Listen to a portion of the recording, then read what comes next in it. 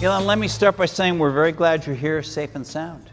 Thanks. Unfortunately, I had to, sorry for being a bit late. I was I flew here with the landing gear down because it was like some kind of landing gear issue. Landing gear was stuck? There's some kind of warning light, and my pilot said that if they retracted the landing gear, it may not go back down again. So I thought this probably happens best to leave it this down. even happens to you? Yeah. Okay. Anyway, landing gear problems of various kinds. Anyway, we're happy to wait for you, and we're glad you got here safe. Well, thanks for having me. It's great to see you guys. Thank you for coming. I really appreciate it. You kept your promise, which was nice. Of course. I think you were drunk when you promised me, but that's okay. I'll take it. So, in the couple of years since you've come, you've done some astonishing things in terms of substantive stuff with both your companies. Let's start talking about space and what you've been doing there. Obviously, you've had some success landing the rocket. You've done a bunch of other things where people thought you weren't going to be successful. Talk a little bit about sort of the progress you think you've made with SpaceX. Sure. Well, I mean, there's a lot of things where I think I didn't think we'd be successful. So probably the most significant thing is being able to land an orbit class rocket boost stage and bring it both back to Cape Canaveral, land on land, and be able to land on a drone ship out in the ocean. There is a bit of an education process that's needed to understand orbital dynamics, because a lot of people are confused of like, why the heck are you landing a rocket on a ship in the ocean? That seems pretty inconvenient. And the reason is because that going up and staying up is actually about velocity horizontal to the Earth's surface. So there's a huge difference between space and orbit. Like space, you could think of as like, say, being the international waters boundary for the Pacific Ocean. Like if you go, 100 miles offshore, you're technically out of coastal waters. Now you're in the Pacific. Right. So it's like technically you're in the Pacific, but orbit is like circumnavigating the globe. Right. It's a really giant difference. And the reason that things go up and stay up is because you're zooming around the Earth so fast that your outward radial acceleration is equal to the inward acceleration of gravity. And so those balance out, and you have a net zero gravity. So when you see the space station, the thing that's little sort of counterintuitive is that the space station is actually zooming around the Earth at 17,000 miles an hour. Even though it seems like it's just... It seems really still, but it's moving really, really fast. To put that into perspective, a bullet from a .45 gun, handgun, is just below the speed of sound. So the space station is going more than 25 times faster than that. Okay. And that's what's needed actually to go up and stay up. And that's why there's the term escape velocity, not escape altitude. There's no such thing as an escape altitude. There's only an escape velocity. You need to be a certain speed to escape the gravity of the Earth. Yeah, you can think of gravity as kind of a funnel in space-time. Or think of it like a coin funnel. Like it's very much like that but it's obviously a sort of a four-dimensional coin funnel. But if you spin a marble or a coin on a coin funnel, when it's far out, it sort of spins slowly, and then as it gets closer, it spins faster and faster. And if you were to start at the bottom of the coin funnel and you wanted to exit, you'd spin it horizontally, and it would spin out, and that's really how you get to orbit. So how does the that gravity relate well to is like a funnel. Why you want to land on a ship in the ocean? Because in order to get to orbit, all that matters is your horizontal velocity. Your altitude doesn't really matter. In fact, the force of gravity at say the sort of nominal boundary of space, 100 kilometers, is almost exactly the same as it is on the surface of the Earth. It's a few percent lower than the surface of the Earth. So in order to go up and stay up, the only thing that matters is how fast are you going horizontal to the Earth's surface. So you have that outward radial acceleration, or think of it like maybe like tetherball or something like that. It's really that outward acceleration is the thing that matters. And so when the rocket is going to orbit, the only reason it's going up is to get out of the thick part of the atmosphere. Because at high velocity, the atmosphere is thick as molasses. And so it goes up very briefly, but if you look at a long exposure of the rocket's trajectory, you'll see it goes up, but immediately curves over and starts going horizontal. And so at the point at which the stages separate, those two stages, the primary boost stage, which is the most expensive part of the rocket, the point at which that staging occurs can be as high as Mach 10. But it's going away from the launch site at 10 times the speed of sound. So in order to get back to the launch site, you would have to have enough fuel and oxygen to reverse out that velocity and boost back all the way to the launch site. And you just don't have, the physics of it don't really allow you to have that much. It's not about saving money on fuel or anything, it's just physically impossible. Because another sort of thing about if you're in space is that there's nothing to react against. So, like whereas an aircraft can circle very easily because it's reacting against air, in vacuum there's nothing to react against. So the only way to go back the other direction is to apply just as much energy as it took you to go. If you want to go backwards, you have to apply just as much energy as it took you to go forwards. Mm-hmm. In fact, well, twice as much, really, because you've got to zero it out, and then you've got to... So you've got to land elsewhere. Yeah, so bottom line is this thing is zinging out to sea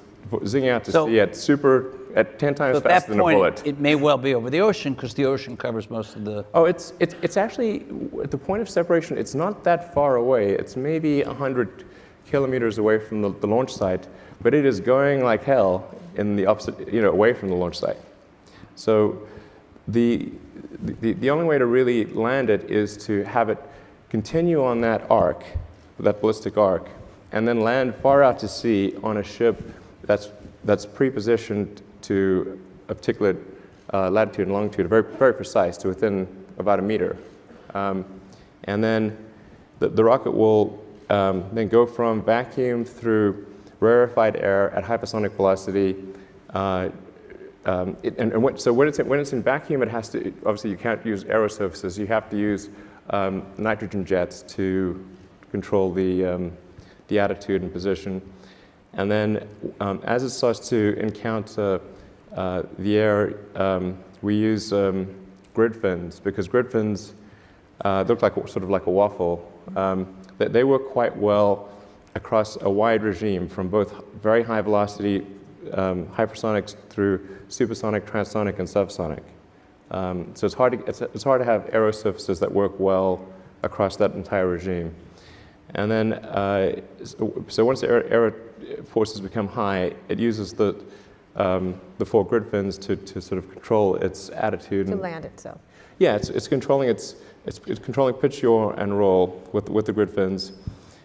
And then those grid fins will then position it to where it's fairly close to the ship, and then it will light, in this case, 3 of the 9 engines to arrest the velocity, and then drop to 1 engine for precision right before landing. Right. Okay. So super that was hard. maybe a bit of a long explanation. No, that's okay. But okay, what we're going to get to is that's super fucking hard.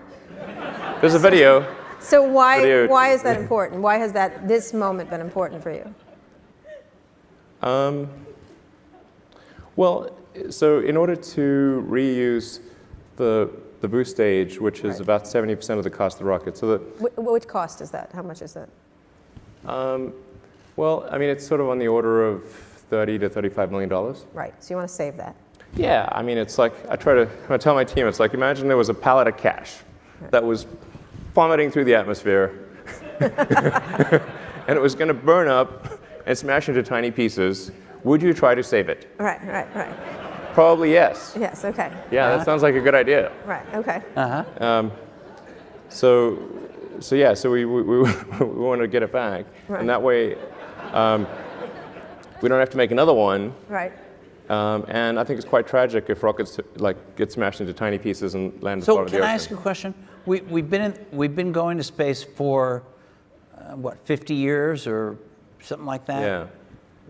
Nobody, until you started doing this and Jeff Bezos' company has done it, the government never They're sort like of saved the different things, but rockets. yeah. They never saved the pallet of cash.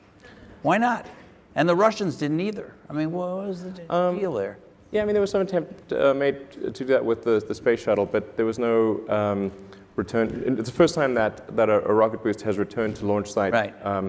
From an orbital mission, and certainly the first time that there's been a landing on a ship out But to the sea. regular rockets that went up that weren't designed like planes never tried to do this. Right. The plane thing is not a good idea in my view. The plane, and the reason I think is, like, intuitively it seems like a plane should work, but actually if you consider that really every mode of transport has a design that is appropriate to its medium. And if you're in space, wings are not very useful because there's no air. And then if you want to go somewhere other than Earth, there's also no runways. So these are important considerations. So that's why when they went to the moon, they used propulsive landing. Right. But what I'm saying was when they built the space shuttle, it sort of was looked like a kind of bulbous I think that appealed plane. to Congress. Yeah. Yeah. Yeah. They went, cool, that's cool. Yeah. It looked like an airplane. Can you explain Okay. Jeff Bezos? Good one. Jeff Bezos was here last night, and I asked him, what's the difference between what you're doing and what Elon Musk is doing? And he said, well, I think we have, I think he used the word like-minded in the general sense of it, and then he went on to explain some differences. And then he talked about, and correct me if I'm misquoting him, but I think he was saying, this is all about laying the foundations of being able to do greater things by getting the basic infrastructure of being able to reuse these rockets down right. Is that correct? Do you have a similar starting point from him and your thinking process? I think there's certainly some similarities of opinion. I think both Jeff and I believe that it's important for the future to be a spacefaring civilization and ultimately be out there among the stars. And I think that's the exciting, inspiring future that I think certainly people in this room want, and anyone. Well, particularly after seeing that the asteroids are going to destroy this planet. I mean, I don't view it as I think when I say multi-planet species, like that's really what we want to be. It's not like still being a single planet species but moving planets. It's really being a multi-planet species and having civilization and life as we know it extend beyond Earth to the rest of the solar system and ultimately to other star systems. I think that's the thing. That's the future that's exciting and inspiring, and I think that's what you need things like that to be glad to wake up in the morning. Like life can't be just about solving problems. Like there have to be things that are inspiring and exciting that make you glad to be alive. So what, in the immediate time frame, what is your goal for SpaceX now that you've done this, which is a huge accomplishment? What is the plan for you in the immediate time and then the longer range? Sure. So we plan to refly one of the landed rocket boosters, hopefully in about 2 or 3 months, something like that. And then so that'll be an important milestone. So far, the stages are looking like quite good, even though they come through quite. It's a really difficult re-entry situation, but they're looking like they're in good shape. And we now have 4 of them. So we want to start reflying them, towards the end of summer, and then hopefully by the end of this year we'll be launching Falcon Heavy, which will be the most powerful rocket in the world by more than a factor of 2. Mm-hmm. So Falcon Heavy will be on the order of 5 million pounds of thrust on liftoff, which is about 2/3 the size of a Saturn V. Oh, really? Yeah. So that's the rocket that took the astronauts to the moon. Right. Exactly.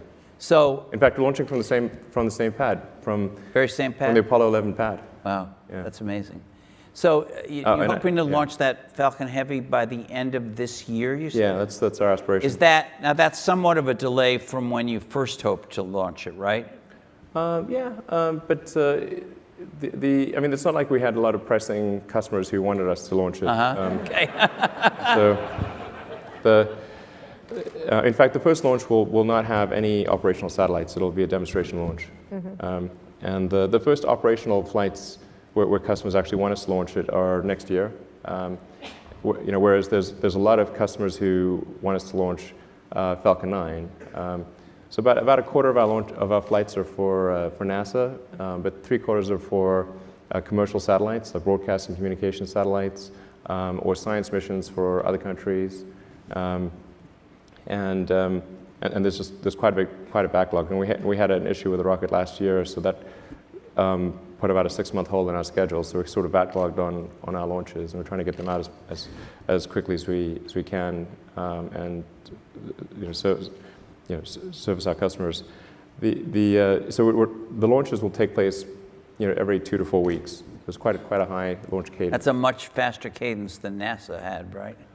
Yeah, it'll be more launches than anything else in the world.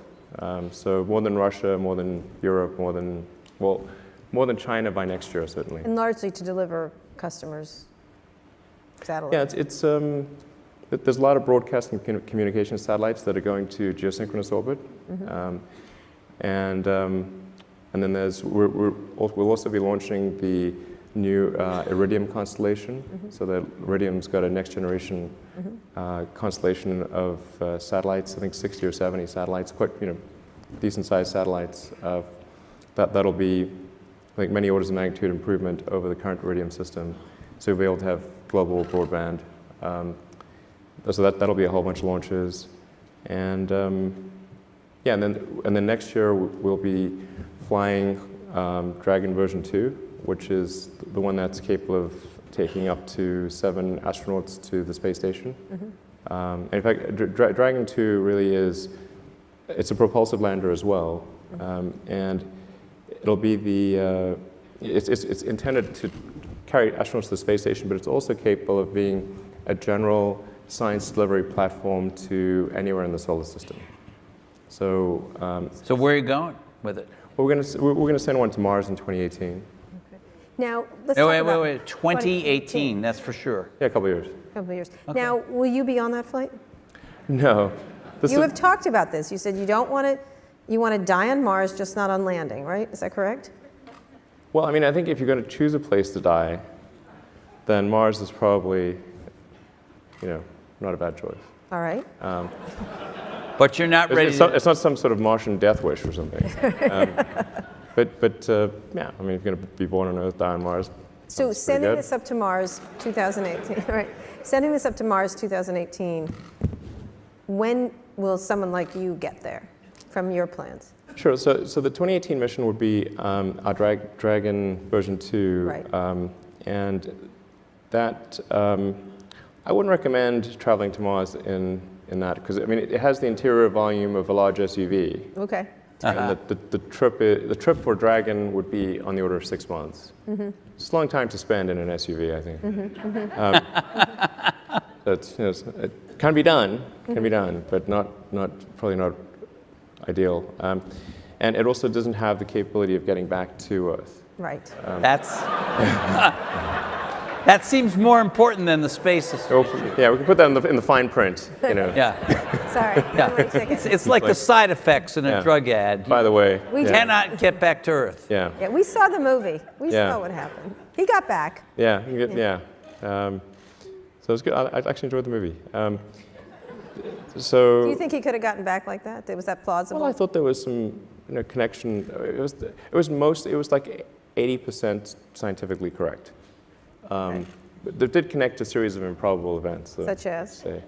Well, I mean, I don't think you can sort of just take off from Mars on an unguided rocket, really, and then prick your finger on the spacesuit and navigate to a spaceship.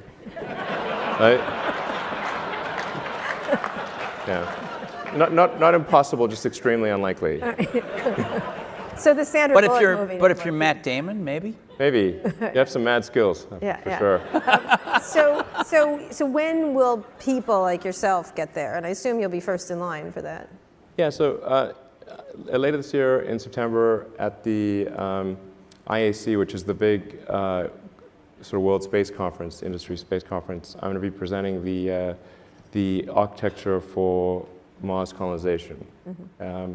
So I think what really matters is being able to transport large numbers of people and ultimately millions of tons of cargo to Mars.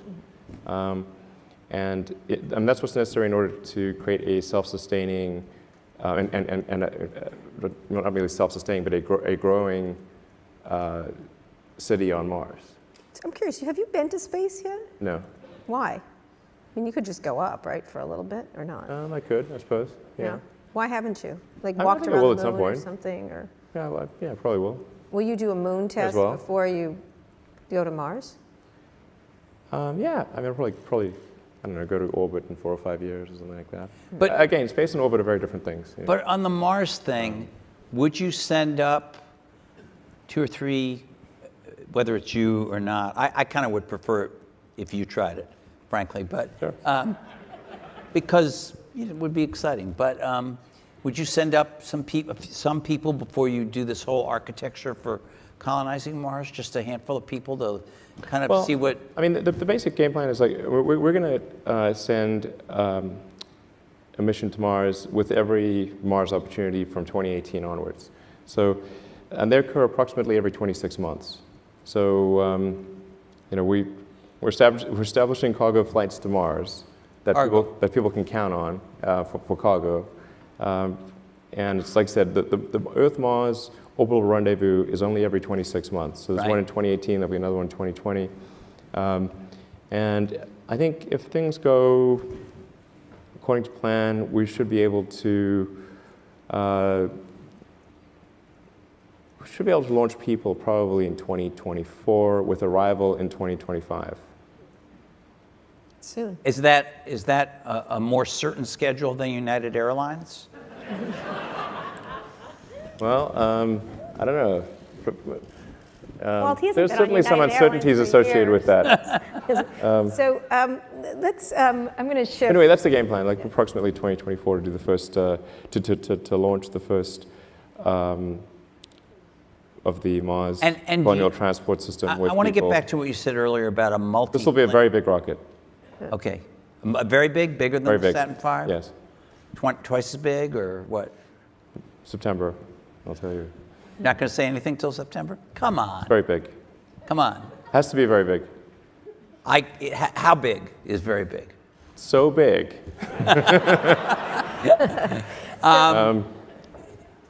Do you think we should abandon the Earth at some point? No, I think that's great. But you have said things.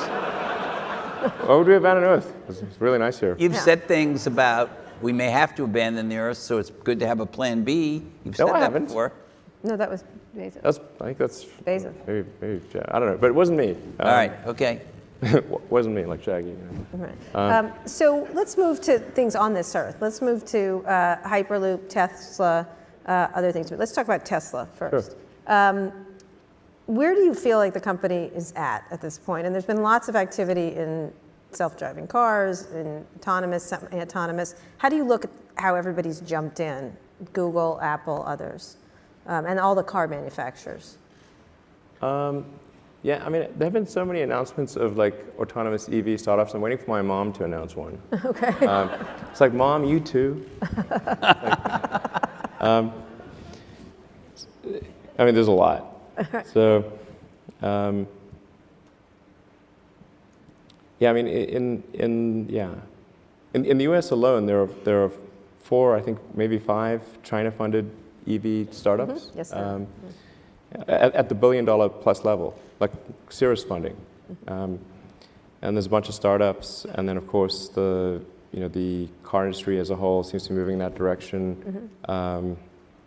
Volkswagen just, I think, announced a huge battery factory that they're going to build.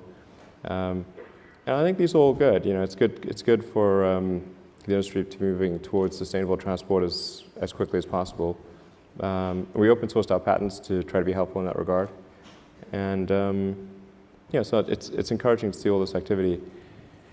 From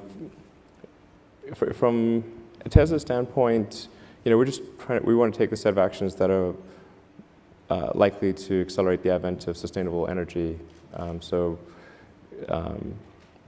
Scale up production as fast as we can. So we accelerated plans for the Model 3 by 2 years.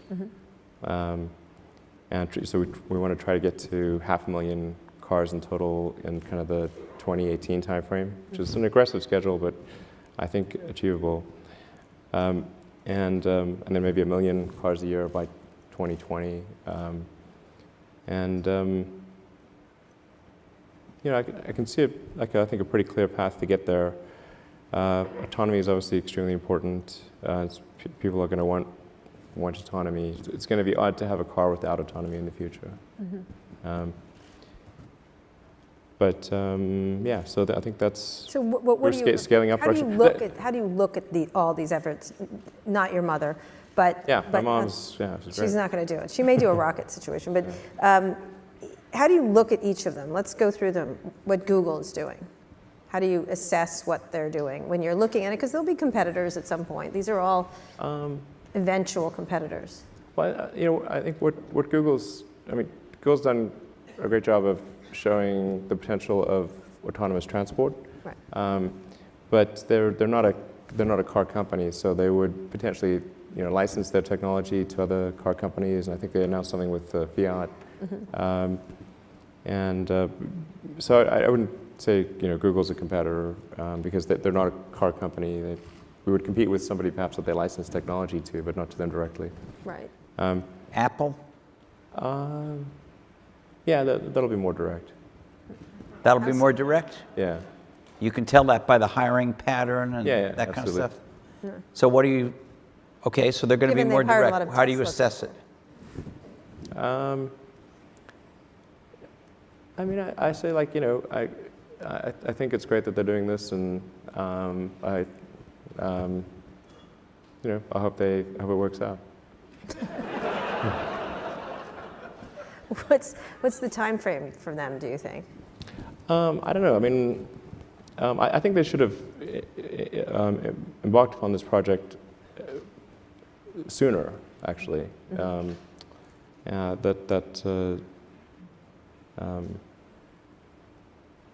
I don't know. I don't know when they. They don't share with me the details of their production plans. But I don't think it's going to be. I don't think they'll be in volume production sooner than maybe 2020.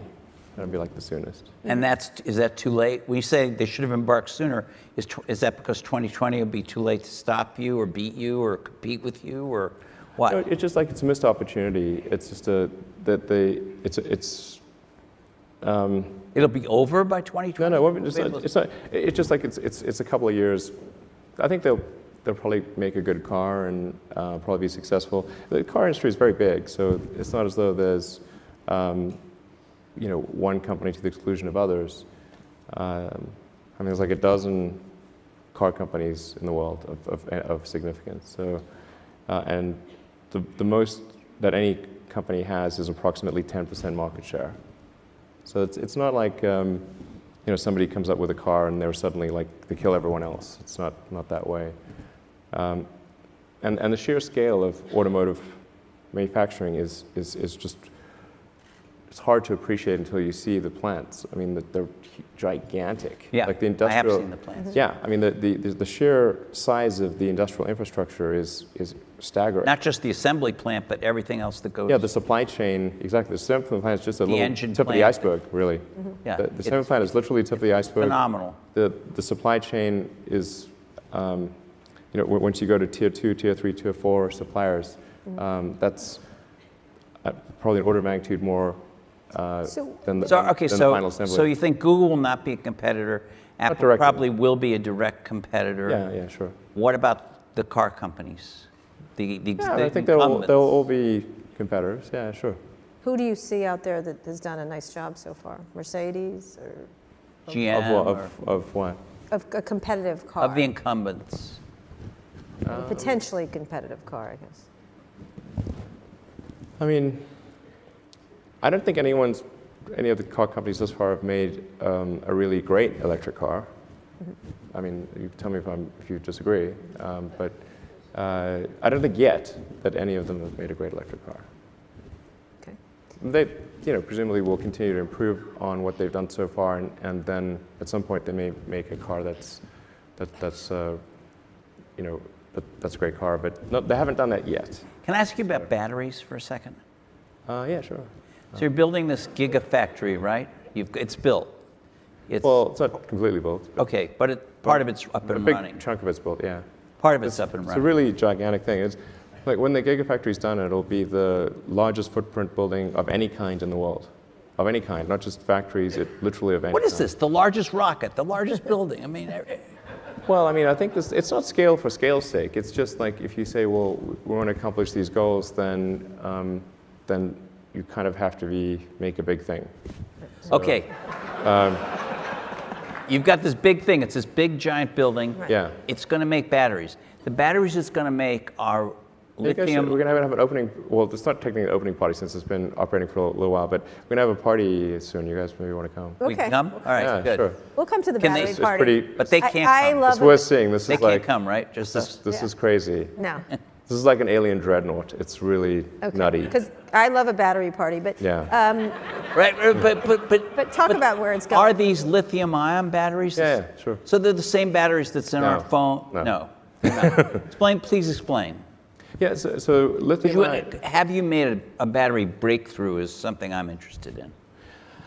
Yeah, I mean, generally there's so much nonsense out there about batteries. Like you can believe about 1% of what you read, maybe. Lithium ion covers a very broad range of technologies, and you can have an enormous difference in the power density and the energy density and the cycle life between one chemistry and another. They can be really enormously different. So what you really actually want to ask is what is the cathode and what is the anode? Right. So in our case, That's right. Okay. well, I just put it in the. the lithium is PlayStation actually for my kids. 2% of the cell mass. So it's like the salt in the salad. It's a very small amount of the cell mass and a fairly small amount of the cost. But it sounds like it's big because it's called lithium ion, but it really, like our battery should be called nickel graphite because it's mostly nickel and graphite. Okay, and It's nickel, cobalt, aluminum, but battery the other little things, and graphite with a silicon oxide layer. on the anode. efficiency or power that the power that you can store in a certain mass seems to be moved very slowly, at least compared to we're used to Moore's law pushing integrated circuits faster. Batteries kind of are always in our consumer devices always lagging behind. You've built this giant thing, the biggest building in the world it's ever seen. It's not fully built, but yes, it's You're building it, pretty the big biggest chunk is building built. the world So has yeah, ever yeah, seen. yeah. To make batteries. Your whole business depends on batteries in these cars. Have you figured out a way to do some significant increase in the yield of energy from a given amount of space in the battery? Well, yeah, I mean, the energy density is increasing sort of maybe on the order of like 5-ish% per year. And it doesn't sound like much, but you add that up over a number of years with compound interest, it ends up being quite a significant number. And a lot of people sort of think that, oh, well, we just sort of cobbled together some laptop batteries and somehow made a great car. If it was that easy, then I think we would have quite a few competitors who did the same thing. But it's really quite a lot harder than that. It's a cylindrical form factor, but the internals of the battery are quite different from what you would find in a laptop. And will be increasingly different with what's built at the Gigafactory, which is highly optimized for automotive, and has improved energy density. But mostly, it's not the energy density that's the issue, because you can if you buy a Model S today, the range is around 300 miles, and that's quite a lot. So it's pretty rare that people really need to go more than 300 miles at a time without stopping. Right. so I don't think we really have a range issue. And we could make a 400-mile range car today. Like, that wouldn't be too big of a deal. So what really matters is decreasing the cost per unit of energy of the battery packs, so you can make the car affordable. That's actually the important thing. So there's really two main dimensions along which cost optimization and making something available to the mass market can be achieved. One is design iteration, going through multiple versions of something, and then the other is economies of scale. And you kind of need both of those things in order to make a compelling mass market product. And you look at like cell phones and how many design iterations have we gone through with cell phones, and look at the scale at which they're made, which is enormous. And that's what enables everyone to have a supercomputer in their pocket. So speaking of that, the sales, when you're talking about the sales, you have booked how many orders for?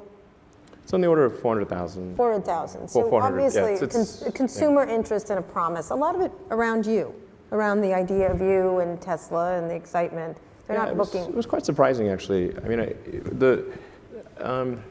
because we didn't do any advertising, or there was no guerrilla marketing or anything. It was just basically like, yeah, we're going to have this webcast. There were only about 1,000 people in the audience, and it really caught us by surprise. But I think, when you have a product that really resonates with customers, the word of mouth grows like wildfire, and that seems to be what. Yeah, but it's a little bit. I mean, honestly, in some groups of, especially men in Silicon Valley, if you show up and read like a label of a peanut jar, they'd be thrilled with the situation. So, I mean, a lot of this does base around you, like the idea of you and the excitement around this exciting entrepreneur. Is that enough to get it to this massive company you've been hoping to? The idea of this is the Elon promise, or it's the... Well, I think actually it's not so much, I mean, I sort of, I mean, I'm not sure. I think I deserve less credit than that, actually. I mean, what Tesla's done, and we have a phenomenal team. There's like 15,000 people at the company. Worked super hard to create compelling products, to create great cars. And we started off with the Roadster, and then the Model S. And the Model S was rated, by Consumer Reports as the best car ever. Got the Model X, which has had some teething issues, but.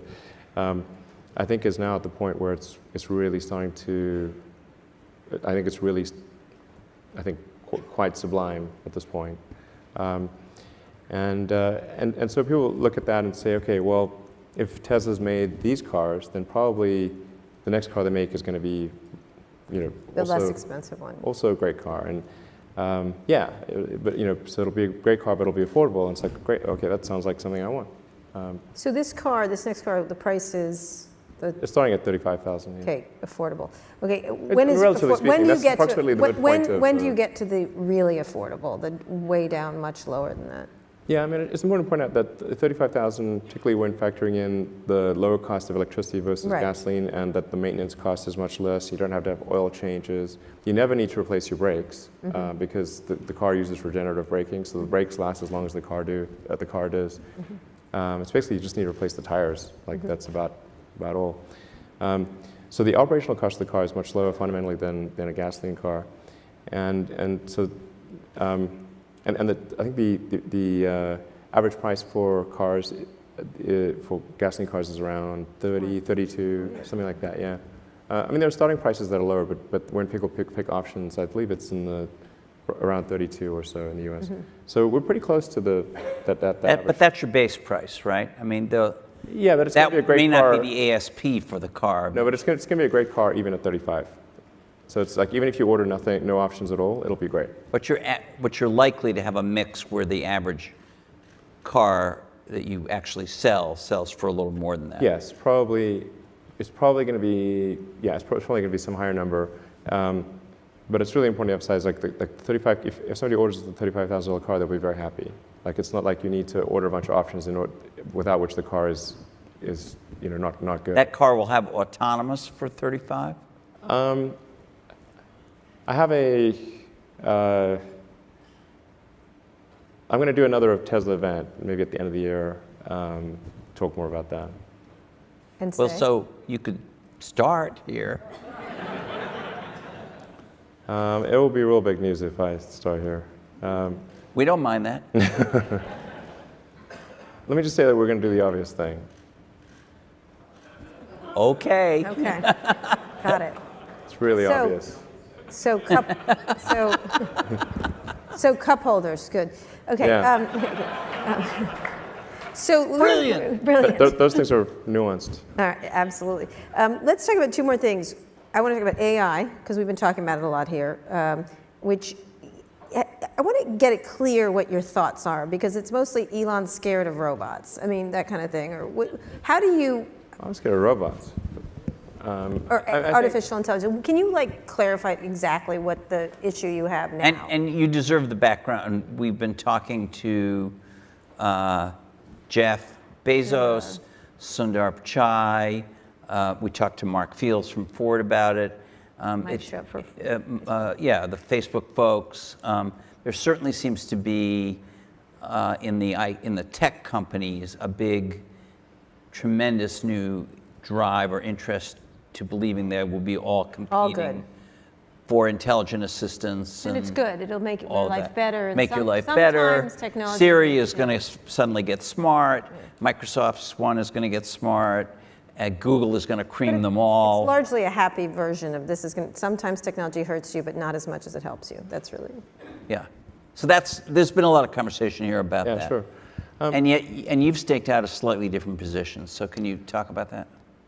Well, I mean, I think my sort of full position would require quite a long explanation. I mean, I am concerned about certain directions that AI could take that would be not good for the future. I mean, I think it'd be fair to say that like not all AI futures are benign, not all. Okay. And so if you have something, if we create some digital superintelligence that exceeds us in every way by a lot, it's very important that that be benign. And so actually with a few others, I created OpenAI, which is an AI. It's a nonprofit actually. There's no. I think the governance structure here is important. So we want to make sure that there was not some fiduciary duty to generate, profit off of the AI technology that's developed. So we created this 501c3, but I think it's quite different from. I mean, like a lot of sort of 501c3s are, they don't have a high sense of urgency, and like they're not like, they're not really sort of developing technology at a fast pace. But OpenAI is. So OpenAI has a very high sense of urgency, and I think that the people that have joined are really, really amazing. And the intent with OpenAI is to democratize AI power. There's a quote that I love from Lord Acton. He was the guy that came up with power corrupts and absolute power corrupts absolutely, which is that freedom consists of the distribution of power and despotism in its concentration. And so I think it's important, if we have this incredible power of AI, that it not be concentrated in the hands of a few and potentially lead to a world that we don't want. And what world is that? What do you foresee that when you see it? It's difficult. I mean, it's called the singularity because it's difficult to predict exactly what future that might be. Except I don't know a lot of people who love the idea of living under a despot. I don't think people generally choose to live in a democracy over a dictatorship. And the despot would be the computer? Or the people controlling the computer. And do you worry specifically about any of these companies I mentioned, who've all seemed to now kind of be pivoting toward this as the battleground in the next 10 years? I won't name a name, but there is only one. There's only one you're worried about. And they're not preoccupied with making a car that will compete with you, I assume. There's only one. And what? Tell me. This is an It's interesting. it's not about competing. It's like this is sort of like what would be the point of competing for, you know, mutual destruction? It's like it's not about competing. It's really just about trying to increase the probability that the future will be good. That's all. Mm-hmm. So the goal of OpenAI is really just to take the set of actions that are most likely to improve the positive futures. Like you can think of like the future as a set of probability streams that branch out and then converge, collapse down to a particular event, and then branch out again. And there's a certain set of probabilities associated with the future being positive and different flavors of that. And at OpenAI, we want to try to do whatever we can to guide, to increase the probability of the good futures happening. Mm-hmm. I think that's really what we're trying to do there. Do you worry that by making this open, some bad actors may use some of what has been developed to do bad stuff with the power of AI? Yeah, I mean, that is certainly a good rebuttal to that. However, I think if AI power is widely distributed, and there's not, say, one entity that has some super AI that is 1,000,000 times smarter than anything else. You know, if instead the AI power is broadly distributed, and to the degree that we can link AI power to each individual's will. So like you would have your AI agent, and you would, like everyone would have their sort of AI agent, and then if somebody did try to do something really terrible, well, then the collective will of others could overcome that bad actor. Which you can't do if there's one AI that's 1,000,000 times better than everything else. And it's proprietary. And it's either has its own will, or more likely, at least in the beginning, is controlled by some small set of people. So I think that's really the risk. I mean, there's always been these arguments like what's the best form of government? I'm a big fan of, I think it was Churchill, like democracy is the worst form of government except for all the others. Right. So speaking of that, this election, you are from... Oh, no. No. Yes. How does that strike you, what's happening now? You've come to this country, you're a naturalized citizen? I think I'm glad that the framers of the Constitution saw fit to ensure that the president was someone who was captain of a large ship with a small rudder. Okay. And? There's a limit to how much harm any given president. Are you sure about that? Oh, yeah. Yeah. So you're not worried about, are you backing either of the candidates at this point? Trying to stay out of this situation. Because? I don't think that's the finest moment in our democracy. Well, given that it's not the finest moment in our democracy, do you think the best thing is to stay out? Or we'll see. To get in and I'm not sure what I could do to head off the worst. I'm not sure how much influence I could have as one person on the outcome. I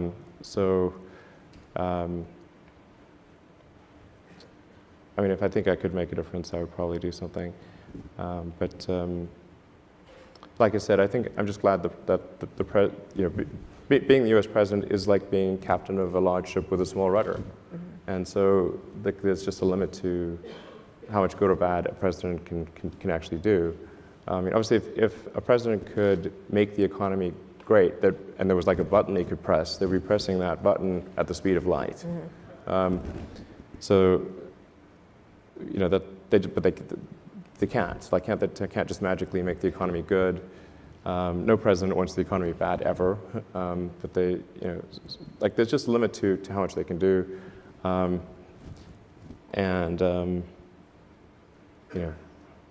I guess there is the nuclear thing, which is... Yeah, the nuclear thing. I guess there is the nuclear thing. Yeah, but I don't know. I don't think we would just arbitrarily launch nuclear missils. Yeah. One would hope. The president can do that. I don't think so. President's Not arbitrarily. the commander-in-chief. I mean, I think that... He's the commander-in-chief. Yeah, no, but I still don't think that means you can just launch nuclear missiles whenever you want. Yeah. I think Congress would be quite upset about that, and they might not be consulted. Yeah, but I think the military would be like, yeah, we really think Congress should be consulted on it before you launch a That might happen. preemptive nuclear strike. Are you willing? You're basing your faith in that, though. I'm quite confident that the military would not just randomly agree to launching nuclear missiles at somebody. Well, that's calming. This is Yeah. pretty comforting, yeah. We're going to put up just very quickly, we'll end on Hyperloop. You've been involved with it. Your level of involvement is what at this point? Just Yeah, chief I know visionary? it's a bit confusing because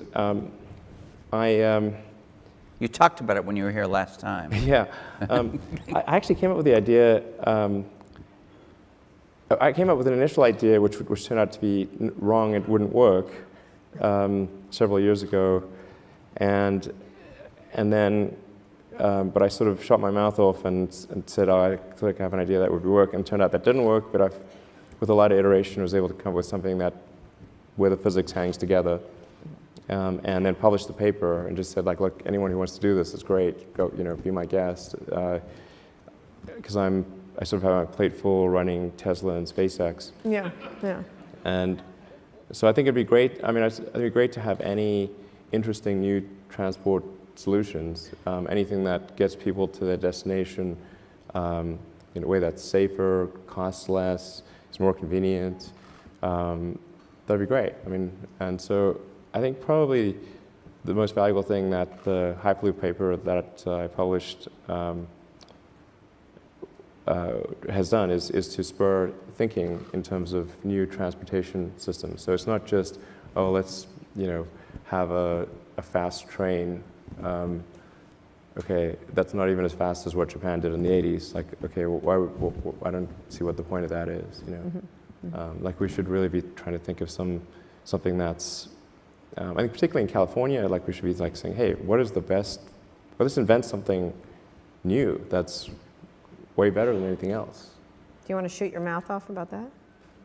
I mean, I'm not an investor in any of the companies that are working on it, and I've tried to be neutral because I'm trying not to favor one company over another, but just to encourage anyone that is interested to say, try to give them moral support, and I hope they succeed. The only thing that I am doing on the Hyperloop front is like we're holding a student competition, and the student competition is really just aimed towards encouraging students to think about exciting new transport methods. And it's totally cool if they want to like do some architecture that's different from what I proposed in Hyperloop. And in fact, the winning team at the student competition that we held earlier this year used a different suspension mechanism than what I proposed, which is I proposed using essentially taking the air that builds up on the nose from the compressor and flowing that through air skis so that you simultaneously remove the drag from the nose and provide a means of suspending the pod. And that's also something that works well even at supersonic velocities. You can go, it's been demonstrated up to Mach 1.1 in terms of using air bearings as But they use something different. yeah, basically electromagnetic suspension. The reason I didn't suggest sort of any kind of magnetic suspension is that it's very important that the cost of the tube be minimized. So you really want, because the pod is cheap, the tube is expensive. So if you want to go, say, 400 miles and in two directions, so you've got 800 miles of tube. The critical economic optimization parameter is the cost of the tube. So you want that tube to be as low cost as possible. And so if you do anything that requires action on the tube side, it's going to make that tube much more expensive. So if you use air bearings, it doesn't change. Like that's real cheap. Yeah. So. Do you think this is going to happen? Yeah, I think something like that. I think something will happen in the future. I think if the companies that are trying to make it happen now, if for whatever reason that doesn't work out, then I think I might do something myself in the future. I don't want to do something. I don't want to sort of front run them. It's like say here's this free idea, and then meanwhile I go and do it myself. That wouldn't be nice. So, but if they if a bunch of people, if companies don't try it and it doesn't work out, then I think I'll try to just at least do a demonstration system. Okay, last question. Do you think tech has gotten more serious? How do you look at the tech landscape as someone who's, well-known? You probably qualify as a visionary. The concept, where do you imagine we are right now in the tech space? And then we'll get to questions from the audience. I think there's a lot of innovation happening in many different areas. The advancements in AI, I think, are quite astonishing. The advancements in genetics are amazing.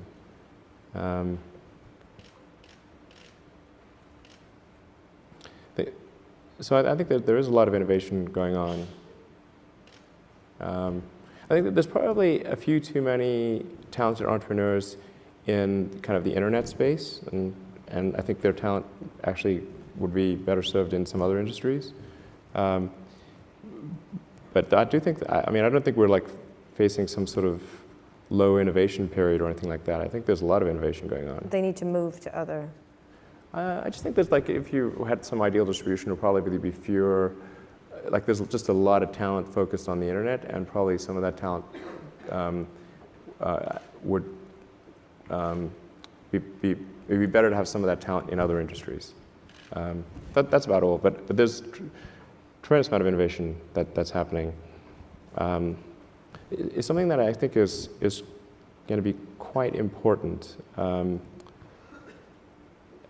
And there's not, I don't know of a company that's working on it seriously is a neural lace. So going back to the AI situation, this is quite an important debate. Like if you assume any rate of advancement in AI, we will be left behind by a lot. And so then we could be in, benign, but even the benign situation, if you have if you have ultra intelligent AI, we would be, so far below them in intelligence that it would be like, a pet, basically. Pet, that's what I was thinking. Like a pet. Cat, like a cat. It'd be Elon like the a house cat. Yeah, it would be like the house cat. Right. That's not the end of the world, It's just Well, sort of pet. You've seen the movie, it could be. Yeah. It could be. But that honestly, that would be the benign scenario. And So house cat is okay. I don't love the idea of being a house cat. Okay. But that. So what's the solution? Yeah. So I think I think it's to essentially. I think one of the solutions, the solution that seems maybe the best one, is to have an AI layer. If you think of like you've got your limbic system, your cortex, and then a digital layer, sort of a third layer above the cortex, that could work well and symbiotically with you. Just as your cortex works symbiotically with your limbic system, your sort of a third digital layer could work symbiotically with the rest. This is something that's surgically inserted or bred into the species, or what? The fundamental limitation is input-output. So we already have, we're already a cyborg. It's just that, you have a digital version of yourself or partial version of yourself online in the form of your emails and your social media and all the things that you do. And you have basically superpowers in that with your computer and your phone and the applications that are there. You have more power than the President of the United States had 20 years ago. That you can answer any question, you can video conference with anyone Right. anywhere, you can send a message to millions of people instantly. You can just do incredible things. And but the constraint is input output. So we're I/O bound, particularly output bound. Your output level is so low. It's like, particularly on a phone, like your two thumbs just sort of tapping away. This is ridiculously slow. our input is much better because we have a high bandwidth visual interface to the brain. Like our eyes take in a lot of data. So there's many orders of magnitude difference between input and output. So mostly, effectively merging in a symbiotic way with digital intelligence revolves around eliminating the I/O constraint. So it'd be some sort of direct cortical interface. And you called it a neural lace? Neural lace, yeah. It's totally not Google Glass, right? No, I'm talking about No, but something it's which... like you wear it? Or you, No, I mean, it would be... I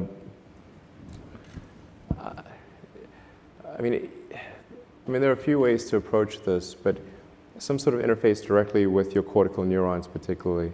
But doesn't that imply surgical insertion? Not necessarily. You could go through the veins and arteries because that provides a complete roadway to all of your neurons. Your neurons are very heavy users of energy, so they need high blood flow. So you automatically, with your veins and arteries, have a road network to your neurons. Still some kind of surgery, right? Yes, but you could insert something, basically, into the jugular and have. It gets macabre, but It sounds really easy and it doesn't involve. risk-free. It doesn't involve, like chopping your skull off or anything like that. That's good. Yeah. and plus, you're not a house cat anymore, right? Not a house cat. So, Right. Essentially, if we can figure out how to establish a high bandwidth neural interface With ourselves. with your digital self, effectively, then you're no longer a house cat. All right, on And- that note, no, on that note. Yeah, well, just one closing thing. I mean, I think that's probably you the benign are outcome. you That's probably the interested- best outcome, I think. Are you interested in exploring this possibility that you have just laid? So somebody's got to do it. I'm not saying that I will, but somebody's got to do it.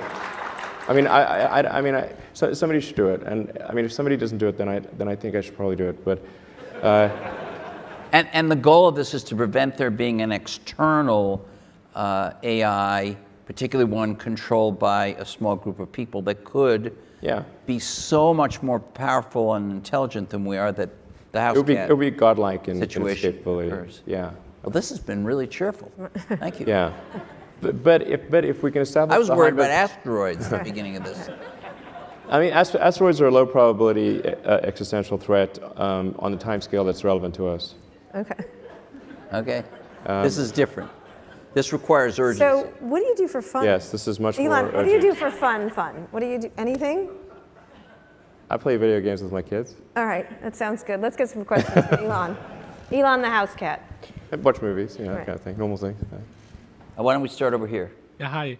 I think this last question by Carl just did that. I want to know, how do you live through the stress that kind of conversations we just heard that you went through, and kind of ambitions that you carry, and then how do you adjust to the everyday work-life balance, etc., things that in your life? So a little bit of your personal side, actually. So you're very busy. How does that work? Yeah, I mean, I am sort of in kind of work triage mode a lot of the time. So I don't know. It seems to be, as long as there's not like a crisis simultaneously at SpaceX and Tesla, it's okay. But companies are. I mean, the situation in any given company, particularly one, if it's sort of growing fast and sort of quasi startup, it's somewhat sinusoidal. So that, I mean, it's okay if the waves don't crest together. When that does happen, then that's a huge strain. But right now things are like, motoring along okay, and I have like the context loaded for both companies, and I can sort of see a path to a good outcome. So I feel pretty good right now. But there've been super stressful times in the past, and then I always try to reserve time for my kids because I love hanging out with them. Kids are really great. I mean, they're like the 99% of the time they make you happier. Kids are awesome. Yeah. Then there's that 1%. 1%, you know, like, yeah, 1%. But like, it's like, of anything in my life, I would say kids by far make me the happiest. I mean, I don't know if, you know. I agree. Yeah, it's great. I agree. Yeah. So hanging out with them, like, so, like, no, like, things like, a lot of times kids are kind of in their own world, so you don't need to, like, they don't want to, like, talk to their dad for hours on end, generally. I've noticed that. Yeah. So, like, so I can be in the same room with them. They can talk to me from time to time, but, like, you know, I can get, you know, some emails done, just get some work done, and then whenever they want to talk to me, they can. And then we try to do things like, you know, travel places, and like I said, we play video games together, or actually on Monday we went to the new Harry Potter land at Universal. It was quite fun. Yeah. So I think that Somebody from Universal Yeah. just clapped. yeah. Whoever was in charge of Harry Potter land did a great job. It's really good. Yeah, it is good. I highly recommend it. Yeah. Yeah. The butterbeer is amazing. Yeah, I was just saying the butterbeer. The butterbeer is amazing. Yeah. Okay, Right here. over here. Hi, my name is Evan Burns. I'm the founder of Odyssey, and I hope into the future to be in something in the space industry. And my curiosity is, you've talked about SpaceX getting in many different businesses, for example, global Wi-Fi through launching many satellites. Do you hope SpaceX becomes a platform for others to launch businesses, or do you see SpaceX being a business that launches many business lines? Well, I mean, the general strategy of SpaceX is to, like, we clearly need a lot of money in order to develop the transport system to establish a city on Mars. So, you know, we're like kind of gathering revenue, like Earth-based revenue that's, we're trying to maximize Is there some other Earth revenue. planet-based revenue? Well, right now it's only Earth, so we've got to maximize Earth revenue as it relates to space, you know, as it relates to rockets and spacecraft. So, but I think, like, assuming SpaceX is able to transport large numbers of people and goods to Mars, it will be an enormous enabler for entrepreneurial activity on Mars, because there's going to be so much to do. You know, everything from creating, like, the first iron ore refinery to the first pizza joint to, you know, something that doesn't even exist on Earth. You know, it's kind of like when the Union Pacific crossed, you know, and, like, everybody thought, Union Pacific, what a stupid idea. You know, like, there's nobody living in California. You know, well, okay, now there's quite a lot of people living in California. So just having it, you need the transport link. And so what SpaceX is trying to do is establish a transport link, and then try to create a fertile environment for entrepreneurs on Mars to flourish. And I think that will be an amazing expansion of entrepreneurial. How long would it take to deliver a pizza from Mars? Well, it's going to be a little cold, I think. But I mean, we can certainly see a way to get to Mars in under 3 months. And I think ultimately you'll be able to get to Mars in under a month. It does get exponentially difficult as you reduce the time. But you know, 3 months is a way to think of it. And I think that's probably, you know, that's really where SpaceX will, I think, create a great environment for entrepreneurial potential. Thanks. Nilay? I hope Domino's does not get to Mars. Please don't let it. We'll have a special Mars I pizza. assume you're going to be. I'm assuming you're hey, going to be king of Mars. but go Nilay. ahead. So you're obviously very ambitious. That's led to some really ambitious deadlines that have been missed. So Falcon Heavy was originally 2012. The Model X was a little bit delayed. The Model X was delayed. The Model 3 seems to be stretching. But the Model 3 in particular is a consumer product. You're taking money from people against a really aggressive production schedule and a huge amount of orders. What are you going to do to hit your deadlines on that, because it's real consumers this time and a big class of people? Sure. I think the biggest thing is just designing the car for manufacturing. So in the case of Model S, like, the Model S was the first time we'd really built a car. A whole car. Like, with the Roadster, Lotus did the body and chassis, we did the powertrain, then we did the sort of final installation of the powertrain to the chassis. But the Model S was the first time we made a car. So we were just trying to make a great car, but we had no idea, like, what it meant to design something to be manufacturable. So the Model S is super hard to make. And then the Model X is built off of the Model S platform, except it's got a bunch of other whiz-bang technologies that make it even harder to build. So,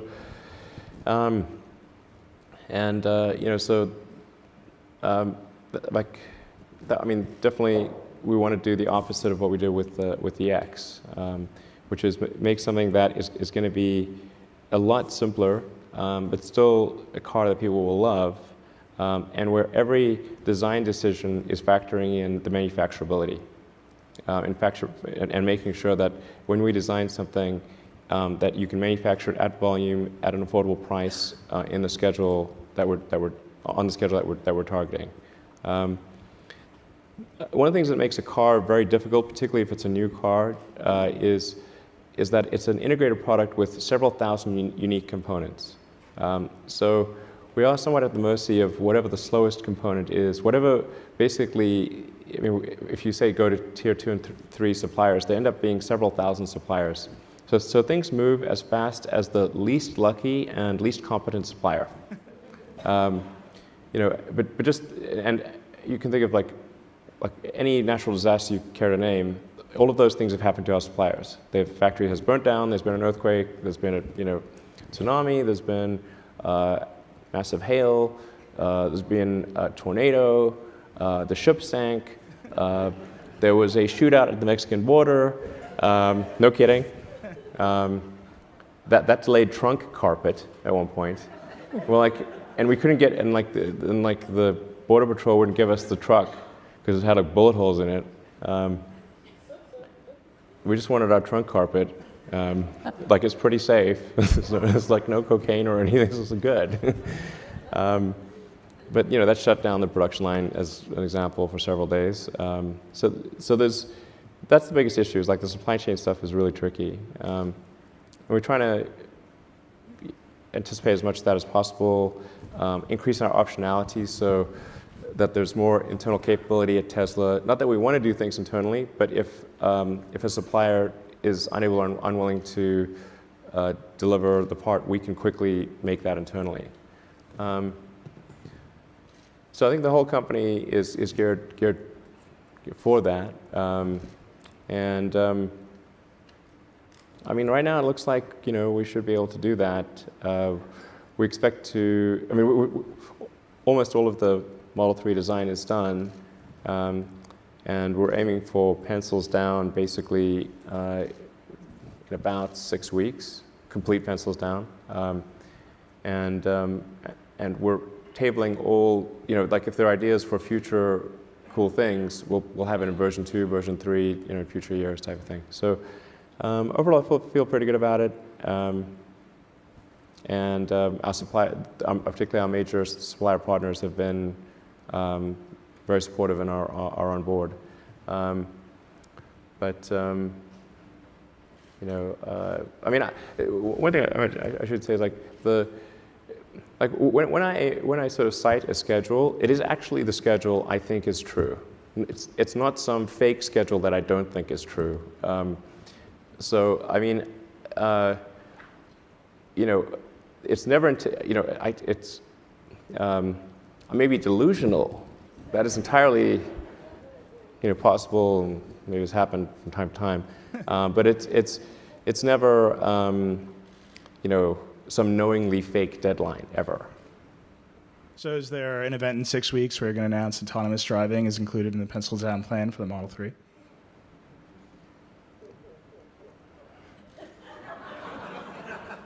We're not expecting any event in 6 weeks. Josh. Hi. So this is kind of a weird question. I feel like you would be the guy with the right answer for it.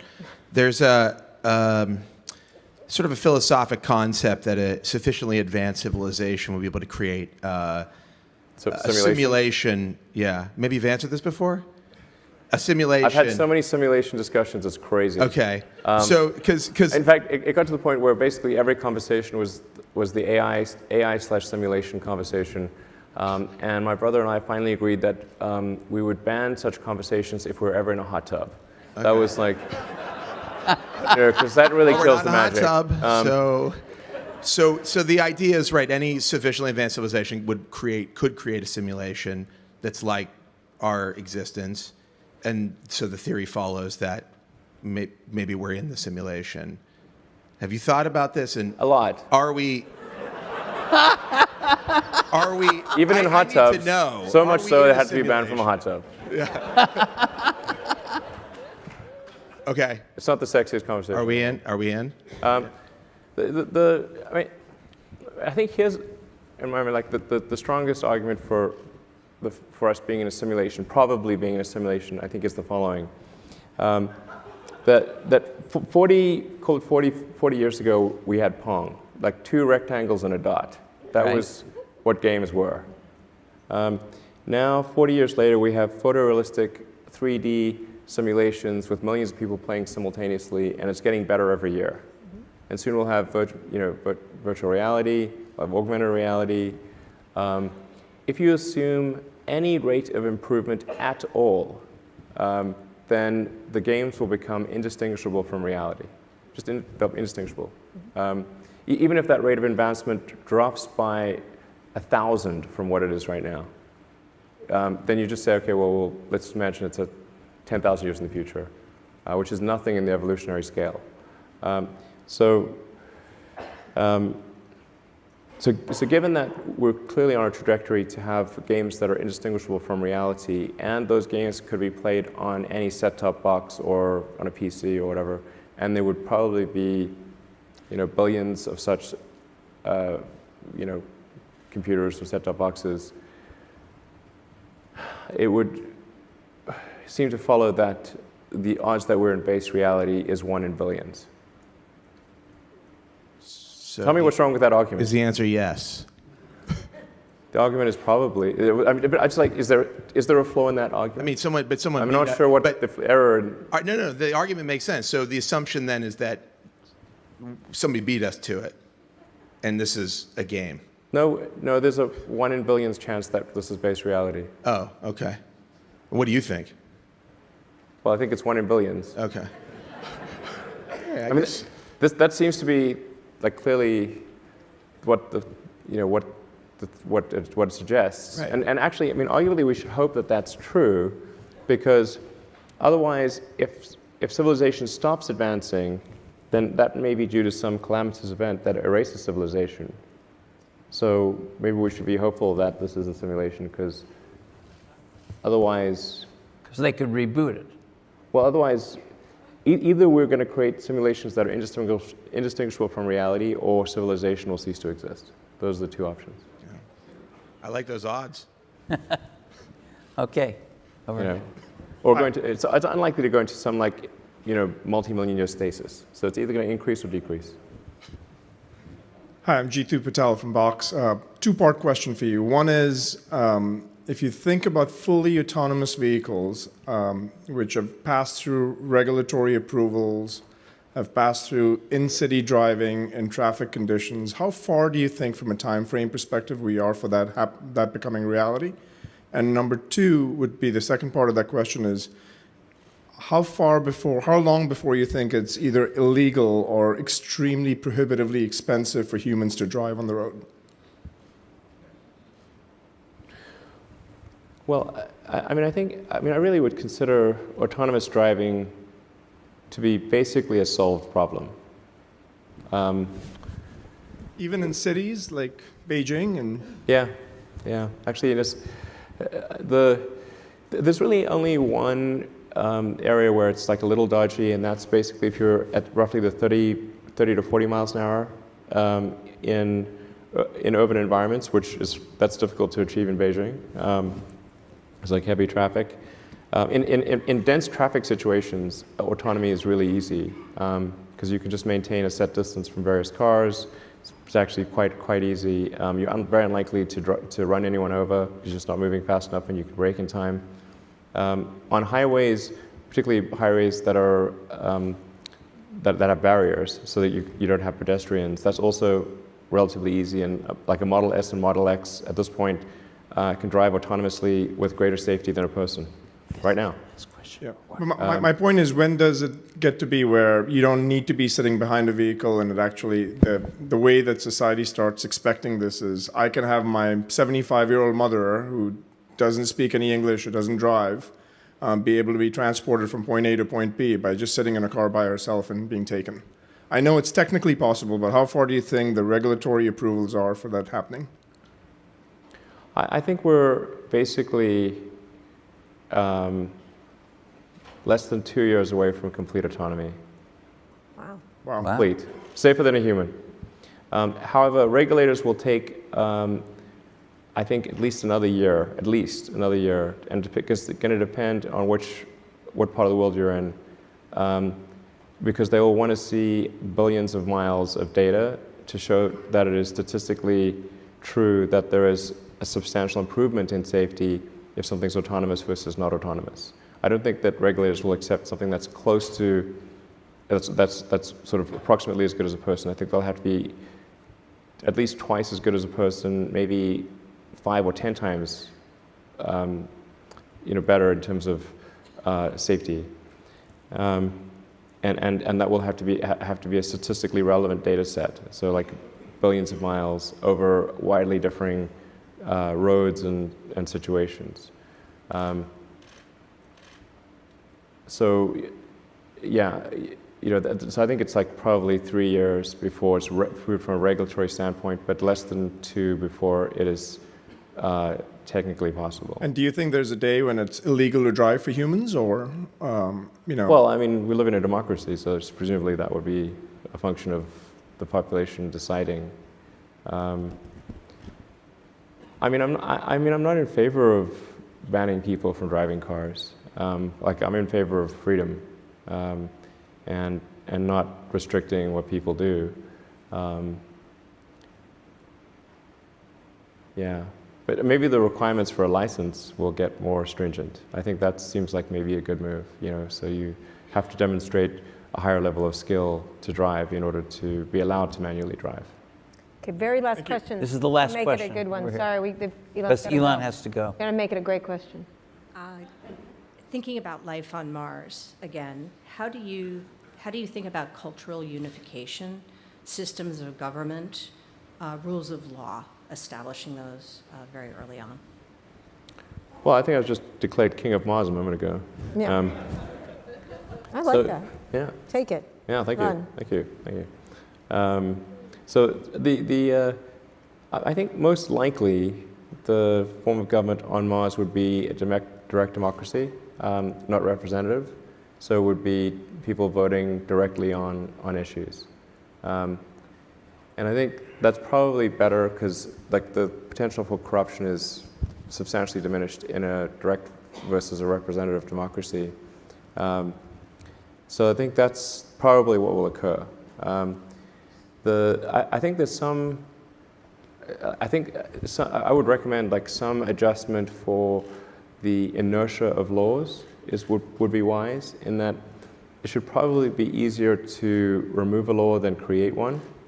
I think I would just be I think that's probably good, because just laws have infinite life unless they're taken away.